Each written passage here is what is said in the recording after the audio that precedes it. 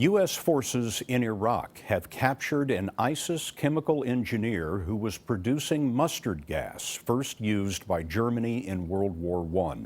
Mustard is not lethal in most cases, but it does cause severe burns to the eyes, skin, and lungs, and so it is banned by the civilized world. David Martin has more on this. This video appears to show the aftermath of an ISIS chemical weapons attack using a mustard agent in Syria last year. But a recent operation mounted by Delta Force commandos inside Iraq may have disrupted future chemical attacks by ISIS. In a raid last month, Delta captured an ISIS chemical weapons expert, an Iraqi who had once worked for the regime of Saddam Hussein. After interrogating him, U.S. intelligence was able to identify a building in Mosul where mustard agent was manufactured and loaded into artillery shells. This video, released by the British Defense Ministry, shows a building described as an ISIS weapons factory being destroyed by an airstrike this past weekend.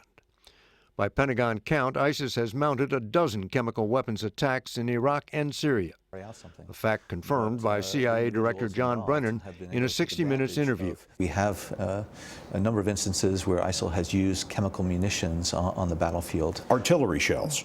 Sure. No. ISIS has access to chemical artillery shells? There are reports that ISIS has access to chemical precursors and munitions that they can use. Just the day before the strike on the chemical weapons building, U.S. aircraft targeted this top ISIS commander, known by the alias Omar the Chechen, who the Pentagon considered to be the equivalent of the group's Secretary of Defense. U.S. intelligence is still trying to confirm if he was, in fact, killed. And this evening, Scott, news of what appears to be an intelligence gold mine.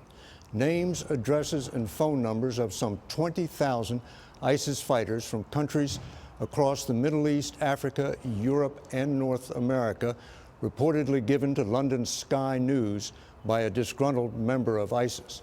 CBS News consultant Richard Walton, the former head of counterterrorism for Scotland Yard, says if the documents are authentic, this would be one of the most significant intelligence finds since ISIS was created. And we'll be following up on that. David Martin at the Pentagon tonight. David, thank you.